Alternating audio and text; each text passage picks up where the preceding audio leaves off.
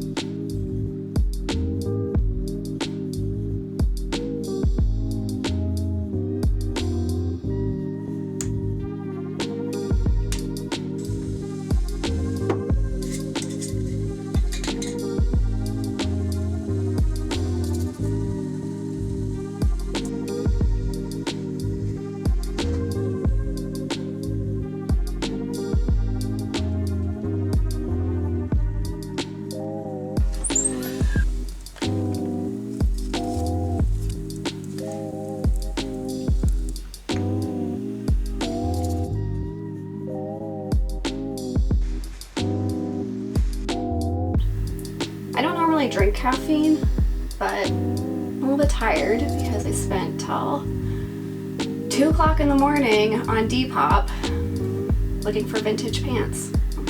I found a Depop shop that had just a bottomless hole of vintage clothes. It took an hour to scroll to the bottom. I felt like I was drilling to the center of the earth, and at some point I was like, do I stop scrolling or do I let this feed break me? Being in a tiny home, I don't think it's a big surprise that you can't have a huge closet. I have about this much hanging space and 2 drawers. So off season, I store my clothes, but I kind of like it. It always feels like Christmas when I dig out the clothes, so it's kind of my favorite time of year. I also love transitioning to the fall because I feel like in the summer I'm just like gross and sweaty and all I wear is muscle tees, so I don't like sweat through the armpits and then all of a sudden I get to dress like a normal human again.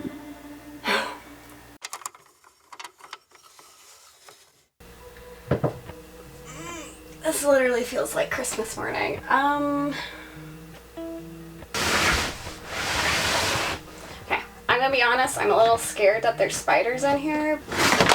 I'm just gonna kind of like decide what I want to keep. A lot of times over the season I'm storing stuff, I kind of, I don't know, lose my spark of interest in it. Oh. Other thing that's kind of annoying about living in a small, tiny house or bus, in the winter you need a lot of like bulky items and our little mudroom just does not. Pencil. 2 pencils. The thing is nasty. There's dog hair all over it. There's Teddy Graham crumbs. Okay. This is one of my favorite things I own. I got this from an old lady that shit talks me when we play cards.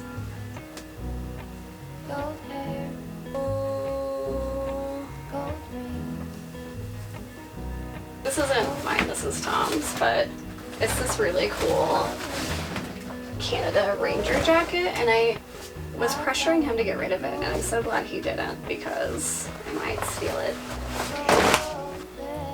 This is the first year I've gotten into like vintage thrift style, and I feel like I'm very hyper aware of items that were really popular in the 2010s now, and this is a maxi skirt, but it is so flattering on me. I don't have a butt at all, and this thing just... The other thing too, I used to be really militant about not buying anything from department stores. But when I was diagnosed with melanoma, I was having surgery like in the next few days. I didn't have time to like go around checking thrift stores to find stuff that I liked, and I also didn't want to like feel dumpy laying in bed depressed wearing like the god-awful pajamas that you find in Goodwills and stuff. It's really important to like have something to feel good when you're recovering from something like that. And the other thing, these are really sentimental. My mom bought me so many pajama sets. My mom bought me so many pajama sets, so they're just kind of like sentimental about that. And I got her a matching set just because, I don't know. I'm a very German, unfeeling person, but I do get sentimental about dumb stuff. I got this almost 10 years ago. I almost got rid of it, but I could not bring myself to throw it away because I know it's dated, but I love it. I gotta find a way to wear this. Golden thing. Oh, come in! Oh, it's her boyfriend. Oh, you look so silly. You look so silly. Okay, go. So my friend Tom is literally a Nordic giant, and this was his grandma's on the farm. His grandma had like, I don't know how many kids, but this is too small for me. I am 5'2" and 100 pounds. This woman is tiny. She is a farm grandma. Gave birth to just a litter of giants, but I love stories like that when it comes to old clothes. Like, I think that's half the fun of vintage and thrift. I need to know what this woman looks like because I don't know her, but I love her. Okay, we made it to the bottom. I only got rid of a sweater though.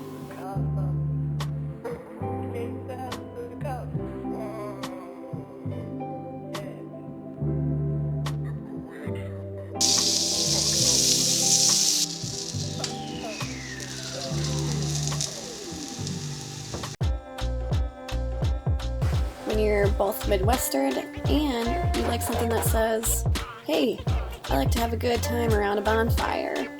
And bonus, it holds all your gross snacks for at least a year.